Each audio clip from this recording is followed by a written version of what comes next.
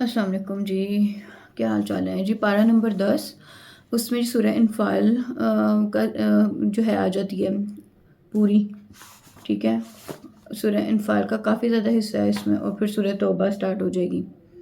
अच्छा, सूरह इनफाल में जैसे बताया ग़ज़वा बदर का ज़िक्र, तो ग़ज़वा बदर में क्योंकि कफ़ार इस जंग में बहुत बुरी तरह से ज़लील हुए थे, यानी अल्लाह ताला की तरफ से एक गैबी मदद आई थी।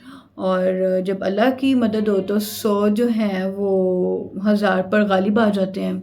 तो इसी तरह अल्लाह ताला ने फ़रिश्ते भेज के तो इनकी मदद की थी और कफ़ार के मुकाबले में बहुत ज़बरदस्त फ़तह हासिल हुई थी।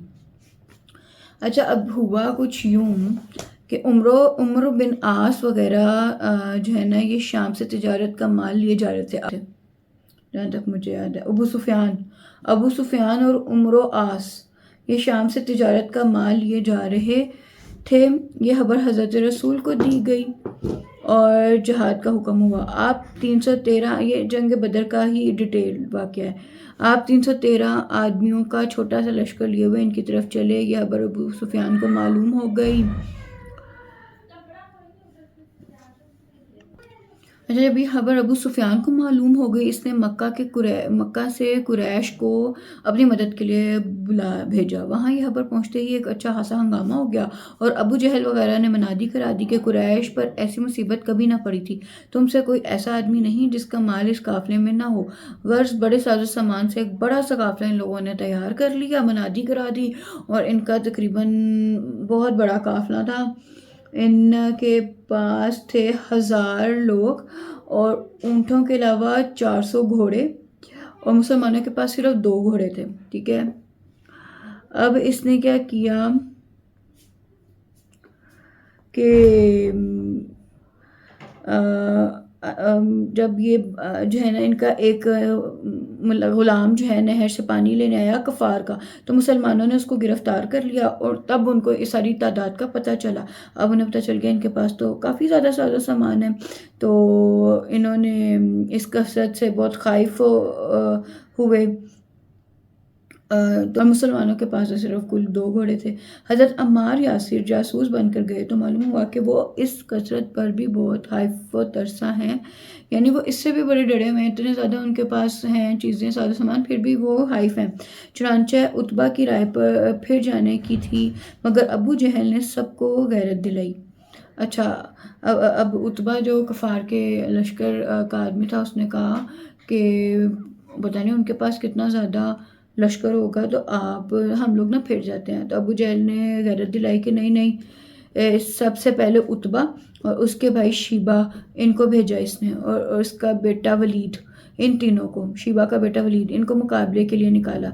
इधर से भी 3 आदमी अंसार से गए और रसूलुल्लाह ने भी भेज दिए। और उनमें कौन था? हज़ूर पाक सल्लल्लाहु अलैहि वसल्लम ने उतबा के मुकाबले में हज़रत उबैदा और शीबा के मुकाबले में हज़रत हमज़ा और वलीद के मुकाबले में हज़रत अली को भेजा। सबसे पहले हज़रत अली ने वलीद को वास्ते जहन्नम किया। शीबा और हमज़ा में आपस में कुश्ती हो रही थी और वो ज़मीन पर गिरे पड़े थे, तो हज़रत अली ने शीबा का एक ही वार में काम तमाम किया और उतबा और उबैदा दोनों ज़ख्मी होकर अपनी जगह पर गिरे पड़े थे। हज़रत अली ने उतबा को भी जहन्नुम की राह दिखाई और हज़रत उबैदा में थोड़ी सी जान बाकी थी कि हज़ूर पाक सल्लल्लाहु अलैहि वसल्लम के पास उठाकर लेकर आए और आप सल्लल्लाहु अलैहि वसल्लम ने फरमाया, तुम मेरे ख़ानदान में पहले शहीद हो और बहिश्त की खुशखबरी उसको दी। तो खुलासा ये है कि इसके बाद खूब जंग होने के बाद फ़रिश्तों की मदद आई और फिर मुसलमानों को फ़तह नसीब हुई। ये डिटेल वाक़या है, ये सूरह इनफाल में मुकम्मल तौर पे है। अच्छा, अब जो कैदी आए थे जंग बदर से, उनके बारे में रसूल ने असहाब से मशवरा लिया कि अब इनका क्या करना चाहिए। ठीक है जी, तो काफ़ी बोले कि इनसे फ़िदिया लेके ना इनको आज़ाद कर देते हैं। तो जब हज़रत हमज़ा से पूछा तो उन्होंने कहा नहीं, ये आपके दुश्मन है और फ़िदिया की लालच नहीं करनी चाहिए और इनको कत्ल करना चाहिए। तो कुछ असहाब ने फ़िदिया लेकर छोड़ दिया और रसूल पाक को ये बात बहुत ही बुरी लगी। इस पर अल्लाह पाक ने आयत नाज़िल की कि तुम दुनिया के मालो सामान के ख्वाहिशमंद हो और खुदा तुम्हारे लिए आखिरत की भलाई का। अच्छा, अब इन्होंने फ़िदिया लेके जब छोड़ दिया, اب دیکھیں کیا تھا فدیہ، تمام قیدیوں سے 40 اوقیہ سونے کا لیا اور حضرت عباس سے 100 اوقیہ، اور ایک اوقیہ 3.25 تولے کا ہوتا ہے۔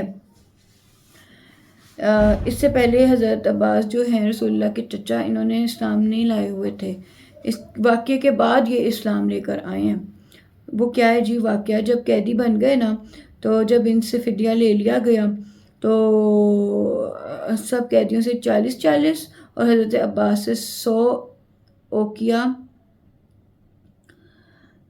لیا، جس میں کفار قریش کے ساتھ حضرت عباس مکہ سے چلے تو سونے کے 40 اوقیہ اپنے پاس رکھ لیے تھے اور باقی مال کی اپنی بیوی سے وصیت کر آئے تھے۔ غرض وہ 100 اوقیہ تو مال غنیمت میں گئے۔ جب فدیہ دینے کی باری آئی تو حضرت عقیل اور نوفل بن حارث بن عبد الملک کا فدیہ بھی انہی سے مانگا گیا۔ حضرت عباس نے کہا، اے محمد، میں مسلمان ہو چکا تھا، یہ کفار مجھے زبردستی لے آئے۔ آپ نے فرمایا، کچھ ہو آپ کے دل کا حال تو خدا جانتا ہے، فدیہ تو دینا ہی ہوگا۔ عباس نے کہا، اچھا تو میرے اوقیہ مسلمانوں کے لیے ہیں، انہی کو فدیہ سمجھو۔ آپ نے فرمایا، وہ تو مال غنیمت تھا اور فدیہ میں شمار نہیں ہو سکتا۔ عباس بولے، میں اتنا مال کہاں سے لاؤں؟ کیا تم چاہتے ہو کہ تمہارا چچا اس بڑھاپے میں دروازے دروازے بھیک مانگتا پھرے؟ اس پر آپ صلی اللہ علیہ وسلم نے فرمایا، وہ مال کہاں ہے جو مکہ سے چلتے وقت اپنی بیوی کے سپرد کر رہے تھے؟ عباس بولے، میں تو اس کام کو بہت ہی پوشیدہ کر کے آیا تھا اور میرے سوا کسی اور کو معلوم نہیں، تو میں کیوں کر معلوم ہوا؟ آپ نے فرمایا، مجھے خدا نے بتایا۔ یہ سن کر حضرت عباس کو آپ کی سچائی کا یقین ہو گیا اور فوراً مسلمان ہو گئے۔ پھر مکہ سے مال لا کر فدیہ ادا کیا، اور چونکہ فدیہ لینے پر عتاب آیا تھا، اس وجہ سے بعض اصحاب کو اس کا حصہ لینے میں تامل ہوا۔ اس وقت خدا نے آیت نازل کی۔ اچھا، اب یہ مسلمان ہو گئے، ٹھیک ہے، یہ جن کے رسول اللہ کے چچا تھے عباس۔ اچھا، اب ایک مرتبہ کہیں سے مال آئے، اب انہوں نے فدیہ وغیرہ دیا اور مکمل طور پہ صحیح طرح ایمان لے کر آئے۔ اچھا، ایک مرتبہ کہیں سے مال آیا تو حضرت رسول نے حضرت عباس سے فرمایا، اے چچا، چادر بچھائیے اور جتنا جی چاہے لیجئے، یہ وہ وعدہ ہے جو خدا نے فرمایا تھا کہ اگر تمہارے دل دیکھے گا تو اس سے بہتر عطا کرے گا۔ یعنی وہ دل سے مسلمان ہو گئے تھے نا، تو پھر اس طرح اللہ تعالیٰ نے ان کو ریوارڈ بھی دیا۔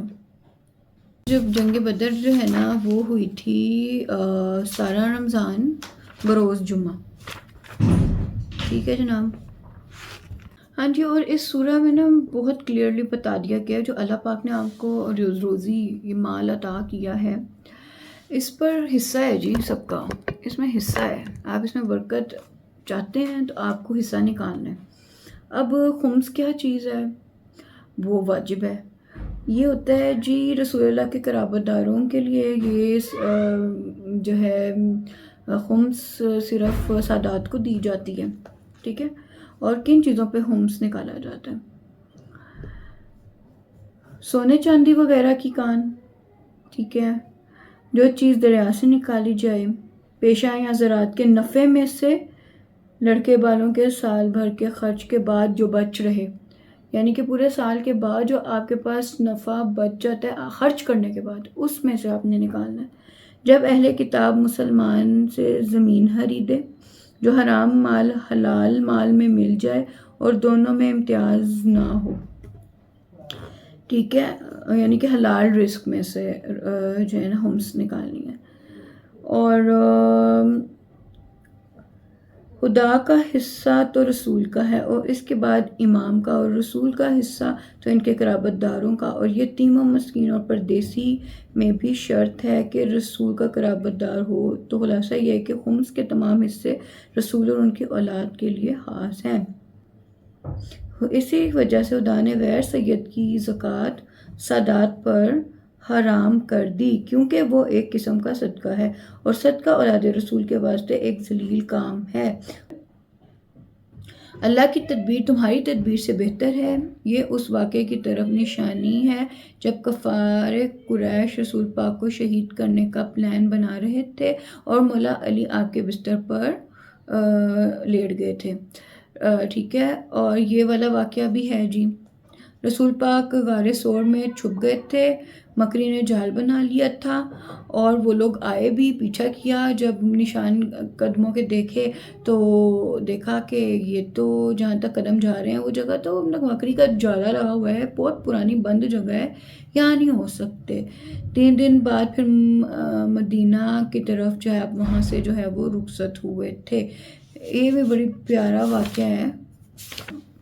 اس پارے میں پارہ نمبر 10، اس میں سورہ توبہ بھی سٹارٹ ہو جاتی ہے۔ یہ ایسی سورہ ہے جس میں بسم اللہ نہیں پڑھی جاتی، اور اس کا بھی ایک پورا لاجک ہے کہ کیوں نہیں پڑھتے۔ اس سورہ میں کفار پر غضب اور لعنت کی آیتیں ہیں، اس وجہ سے اس میں بسم اللہ نہیں کہنا چاہیے۔ اور اس سورہ میں جی حضرت علی علیہ السلام کی فضیلت کا ذکر ہے کہ حضور پاک صلی اللہ علیہ وسلم نے اس سورہ کی شروع کی 10 آیات جو ہے پہلے حضرت ابو بکر کو دی تھی، اور کچھ آدمیوں کے ساتھ کر کے ان کو حکم دیا تھا کہ مکہ میں جا کر کفار و مشرکین کے مجمع میں عام کر کے انہیں پڑھ کے سنائے۔ حضرت ابو بکر روانہ ہی ہوئے تھے تو حضرت جبرائیل آئے وہی لے کر کہ آپ جو ہے نا مولا علی کو بھیجیں، اور ان کو پھر انہوں نے سوار کیا کر کے روانہ کیا اور حکم دیا ان آیتوں کو ابو بکر سے لے کر تم خود پڑھ کر سنا دو اور ابو بکر کو واپس کر دو۔ حضرت ابو بکر واپس آئے اور پوچھا کیا میرے بارے میں کوئی اور حکم آیا ہے؟ فرمایا نہیں، بلکہ ایسا حکم آیا ہے کہ مولا علی کو بھیجا جائے۔ غرض حضرت علی روانہ ہوئے اور وہاں پہ جا کر رسول پاک صلی اللہ علیہ وسلم بتایا کہ لوگوں میں رسول خدا کا بھیجا ہوا ہوں۔ اس کے بعد بہت بے باکی سے وہ آیتیں پڑھ کر سنائیں۔ یہ مولا علی کی فضیلت ہے اس سورہ میں۔ باقی جی اس سورہ میں یہ کہ خانہ کعبہ کی آبادی میں مشرکین کی کوئی جگہ نہیں ہے، ٹھیک ہے۔ جب یہ سورہ نازل ہوئی تھی تو تمام مشرکین اور مسلمانوں نے حج کیا تھا، اور بہت زیادہ مجمع ہونے کی وجہ سے حج اکبر کہلایا تھا۔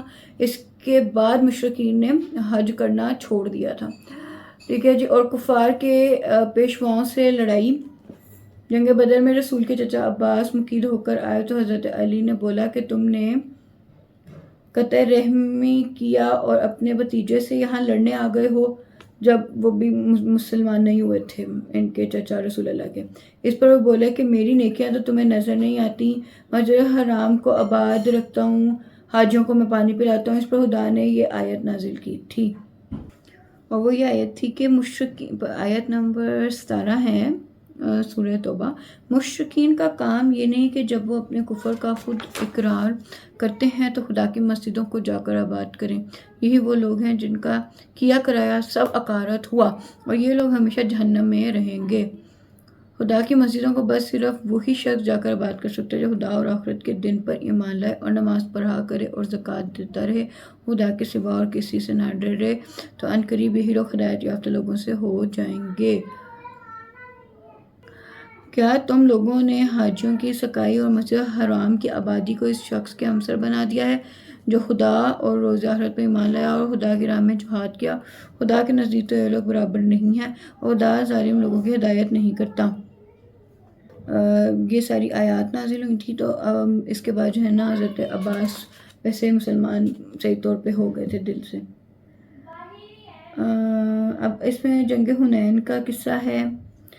اب حنین کیا ہے جی؟ مکہ اور طائف کے درمیان ایک میدان کا نام حنین ہے۔ فتح مکہ کے بعد حضور پاک صلی اللہ علیہ وسلم کو یہ خبر ملی کہ عرب کفار مسلمانوں سے لڑنے کے واسطے حنین میں لشکر جمع کر رہے ہیں۔ آپ نے بھی 10,000 مہاجرین و انصار اور 2,000 مکہ کے مسلمانوں کو ساتھ لے کر ان پر چڑھائی کی۔ کفار کی طرف عورتوں، بچوں، اسباب، جانوروں کے علاوہ لڑنے والے 4,000 آدمی تھے، اور ان کا سردار مالک بن عوف نظری تھا۔ ہمارے پاس کتنے تھے جی مسلمانوں کے پاس؟ اس دفعہ تو بڑی تعداد ہے، 10,000 مہاجرین و انصار اور 2,000 مکہ کے مسلمان۔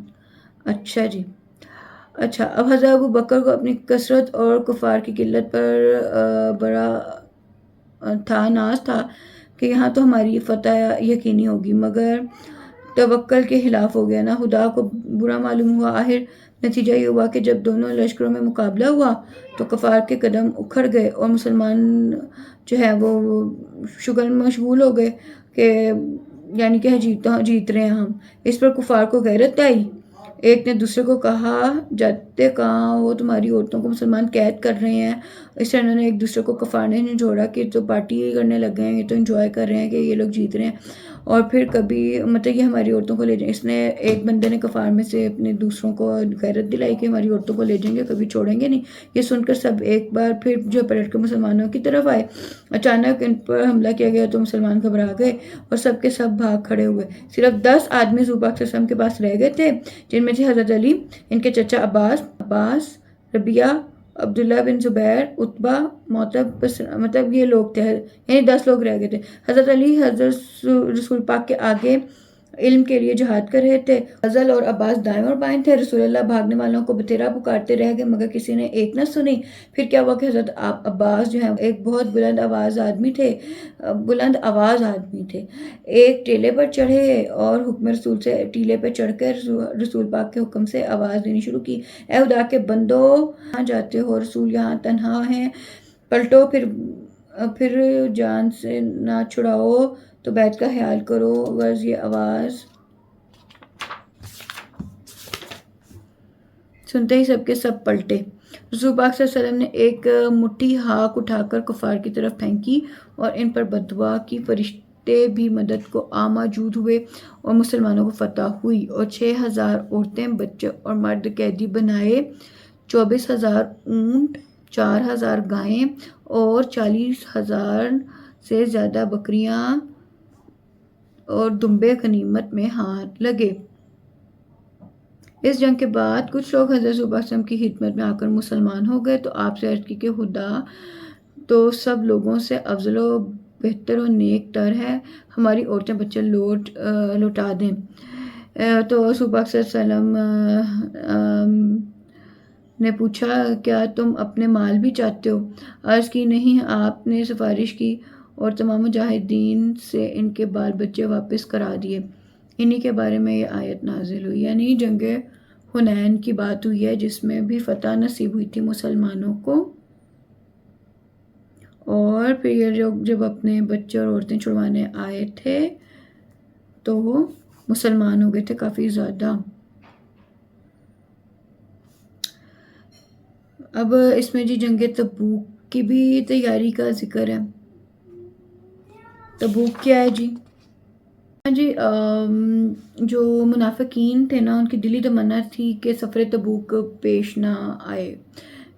اوبیسلی اسٹرگل لگتی ہے، ہمت کرنی پڑتی ہے، اور تبوک ذرا دور ہے، اسی وجہ سے طرح طرح کی لوگ باتیں بنانے لگے. چنانچہ رسول پاک صلی اللہ علیہ وسلم چلنے پر تیار ہوئے تو یہ لوگ کہنے لگے کہ تبوک تو یہاں سے بہت دور سرحد روم کے قریب ہے.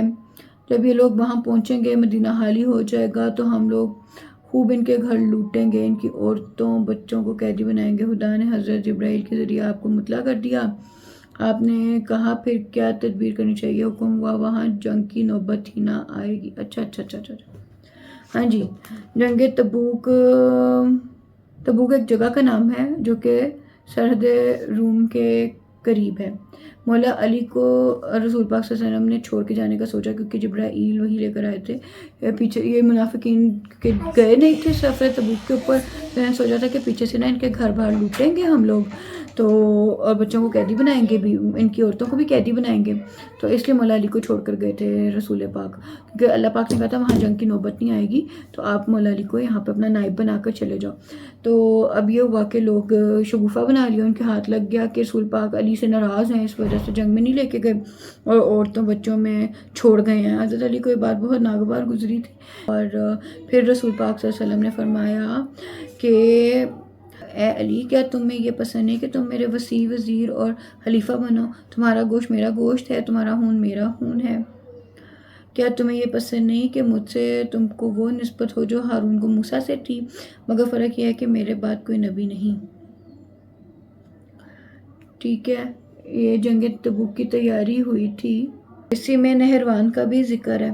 اب جو ہے نہروان میں کیا ہوا تھا کہ حضرت علی نے ان مشرکین کو نہروان میں قتل کیا. ٹھیک ہے، سیاہ آدمی، ایک چھاتی عورت جیسی، یہ بھی جنگ میں تھا جس کی رسول پاک صلی اللہ علیہ وسلم نے سے پہلے مولا علی کو پہلے ہی بتا دیا تھا کہ ایک آدمی ہوگا جس کی ایک چھاتی عورت جیسی ہوگی اور وہ سیاہ رنگ کا ہوگا، تو یہ مولا علی نے انہیں اڑایا تھا نہروان میں۔ جی اب ایک واقعہ ہے سلبہ بن حاجب انصاری نے، جو بڑا عابد و زاہد تھا، اپنے فکر و فاقہ سے تنگ آ کر رسول پاک صلی اللہ علیہ وسلم سے کہنے لگا کہ میرے لیے دعا کریں کہ اللہ مجھے بہت سارا مال اسباب عطا کرے۔ آپ نے فرمایا اس سے درگزر کر، مگر اس نے نہ مانا اور دوبارہ کہنے لگا کہ میں نے خدا سے عہد کیا ہے کہ اس کے تمام حقوق ادا کروں گا، قرابت داروں کا بھی خیال رکھوں گا اور کسی میں کمی نہیں کروں گا۔ غرض آپ نے اس کی خواہش کے مطابق دعا کی۔ پھر کیا تھا، دعا مستجاب ہو گئی، دولت دن دگنی رات چگنی بڑھنے ہی لگی۔ اس نے جو بکریاں وغیرہ پالی ہوئی تھی اور جو دمبیاں پالی ہوئی تھی، ان میں اس قدر افزائش ہوئی کہ مدینہ میں رکھنے کی جگہ نہ رہی، مشرف پلی بھری صحرا میں رہنے لگا اور اب اتنی بھی فرصت نہیں تھی اس میں کہ نماز جماعت میں حاضر ہو پاتا، یہاں تک کہ نماز جمعہ بھی غائب ہو گئی۔ کچھ دنوں بعد آپ صلی اللہ علیہ وسلم نے 2 آدمیوں کو اس کی زکوٰۃ کی ترسیل کو بھیجا اور ایک خط بھی لکھ دیا۔ یہ لوگ پہنچے، خط دیا اور زکوٰۃ کی آیت پڑھی۔ وہ بولا رسول پاک صلی اللہ علیہ وسلم رسول پاک صلی اللہ علیہ وسلم ہم سے جزیہ مانگتے ہیں، ابھی دوسرا دروازہ دیکھو اور نکلو جب تک کچھ غور کرتا ہوں۔ یہ لوگ پھر پلٹ آئے، اس نے پھر وہی جواب دیا۔ پھر یہ لوگ حضور پاک صلی اللہ علیہ وسلم کی خدمت میں حاضر ہوئے، اس کے بارے میں بتایا۔ آپ نے فرمایا وائے ہو سلبہ، اور ایک شخص بھیجا کہ یہ آیت سلبہ کے سامنے جا کر پڑھ دو۔ جب اس نے سنا تو گھبراتا ہوا حضور پاک صلی اللہ علیہ وسلم کے پاس آیا اور عرض کی آپ کو اختیار ہے کہ جس طرح چاہیں خرچ کریں۔ آپ نے فرمایا تو نے زکوٰۃ کو جزیہ کا نام دیا ہے، اب میں تیری زکوٰۃ نہیں لوں گا۔ اسی اثناء میں آپ صلی اللہ علیہ وسلم نے وفات پائی۔ اس کے بعد سلبہ حضرت ابو بکر سے زکوٰۃ لینے کا خواستگار ہوا، انہوں نے بھی انکار کر دیا۔ پھر حضرت عمر کے زمانے میں بھی اس نے کہا مجھ سے لیں، انہوں نے بھی انکار کر دیا کہ رسول پاک صلی اللہ علیہ وسلم ہی نہیں مانے تو ہم کیسے لے سکتے ہیں۔ اب حضرت عثمان کی خلافت کے زمانے میں اس نے زکوٰۃ دیتی تھی۔ تو یہ ہے کہ اپنے مال میں سے آپ نے حصہ نکالیں گے تو یہ اللہ تعالیٰ سے تجارت ہے، آپ کے مال میں برکت ہی پڑنی ہے۔ اور یہ مشرکین کے بارے میں ہے کہ یہ نجس العین ہوتے ہیں، منافق ہرگز نہ بخشے جائیں گے۔ باقی جی اس میں دیکھیں، اس میں بہت منافقین کا ذکر ہے، اس لیے سورہ میں بسم اللہ نہیں پڑھی جاتی۔ عبداللہ بن ابی کی نماز جنازہ، یہ بھی منافقوں کا سردار تھا۔ جب بیمار ہوا تو رسول پاک صلی اللہ علیہ وسلم اس کی عیادت کو تشریف لے گئے۔ اس پر جو ہے نا رسول پاک صلی اللہ علیہ وسلم پر وحی نازل ہوئی تھی کہ مشرکین منافقین ان کی آپ نے نماز جنازہ نہیں پڑھنی۔ اس نے کہا کہ آپ مجھے اپنا ایک کرتا میرے کفن کے واسطے عنایت فرمائیں اور جب میں مر جاؤں تو میرے جنازے میں نماز پڑھائیں۔ آپ نے کرتا تو دے دیا، مگر جب نماز پڑھنے کو کھڑے ہوئے تو آیت نازل ہوئی اور جبرائیل نے آپ کا دامن پکڑ کر پیچھے کھینچ لیا اور نماز نہ پڑھنے دی۔ جب کرتے کے باب میں لوگوں نے اعتراض کیا تو آپ نے فرمایا میں جانتا ہوں کہ اس سے اس کو کوئی فائدہ نہ پہنچے گا، مگر اور لوگ اس کے ذریعے سے اسلام لائیں گے۔ چنانچہ منافقین کے ساتھ آپ کے رحم و کرم کی حالت سن کر خزرج کے 1000 آدمی مسلمان ہو گئے۔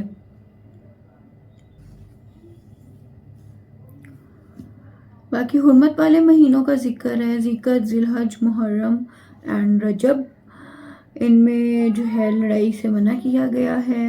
آیت نازل ہوئی ہے جی، جو کہ ہے آیت نمبر 36۔ اس میں تو شک ہی نہیں کہ خدا نے جس دن آسمان و زمین کو پیدا کیا، اسی دن سے خدا کے نزدیک خدا کی کتاب لوح محفوظ میں مہینوں کی گنتی 12 مہینے ہے۔ ان میں سے 4 مہینے ادب و حرمت کے ہیں، یا یہی سیدھی راہ ہے۔ تو ان 4 مہینوں میں تم اپنے اوپر کشت اور خون کر کے ظلم نہ کرو، اور مشرکین جس طرح تم سے سب کے سب مل کر لڑتے ہیں تم بھی اسی طرح سب کے سب مل کر ان سے لڑو، اور یہ جان لو کہ خدا یقیناً پرہیزگاروں کے ساتھ ہے۔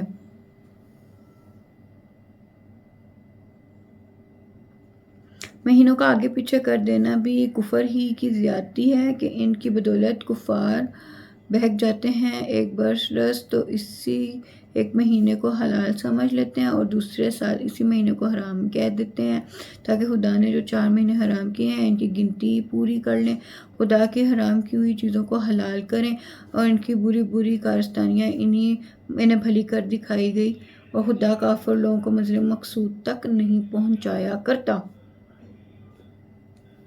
ٹھیک ہے، تو اس لیے بہت واضح طور پہ 4 مہینے میں بتا رہی ہوں، کفار تو عدلی بدلی کر لیتے تھے، ذیقعت، ذی الحج، محرم اینڈ رجب۔ ہاں جی، سورہ میں مکمل طور پہ جنگ تبوک کا بھی واقعہ ہے جو کہ ہم نے پہلے تھوڑا سا پڑھا ہے، تو جنگ تبوک کو ہم پراپر پڑھ لیتے ہیں۔ رسول اللہ کے ساتھ 20,000 سوار اور 10,000 پیدل کا قافلہ تھا اور اس میں کامیابی ملی تھی اس جنگ میں بھی، اور جو لوگ جنگ پہ نہیں گئے تھے وہ بہت زیادہ پچھتائے تھے۔ وہ کیوں پچھتائے تھے جی؟ جنگ تبوک میں مومنین میں سے بھی کچھ لوگ نہ گئے تھے۔ جب آپ واپس آئے کامیاب ہو کر اور بیٹھے رہنے والوں کی مذمت میں آیتیں نازل ہوئیں تو صلبہ، اوس اور ابو لبیبہ یہ تینوں بہت پچھتائے۔ اچھا، آیتیں نازل ہوئیں، یہ لوگ بہت پچھتائے اور مسجد رسول کے ستونوں سے اپنے آپ کو باندھ دیا اور قسم کھائی کہ جب تک خود رسول اللہ نہ کھولیں گے یوں ہی ہم بندھے رہیں گے۔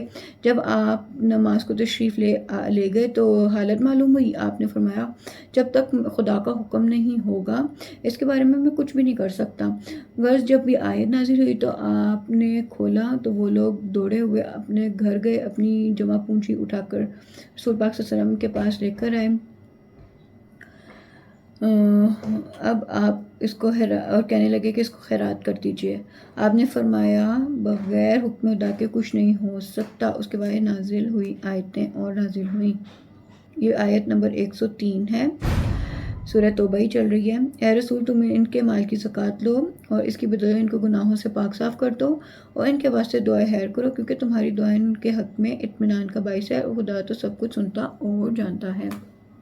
یہاں پہ یہ سورہ جو ہے مکمل ہو رہی ہے۔ ہم نے منافقین مشرکین کا ذکر بھی کر لیا، جنگوں کے بارے میں بھی پڑھ لیا۔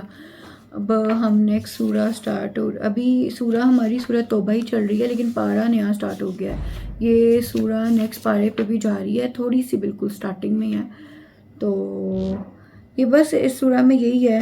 اس میں ہم نا پارہ نمبر 11 میں باقی سورہ کو ڈسکس کر لیتے ہیں۔ ٹھیک ہے، چلیں، تھینک یو۔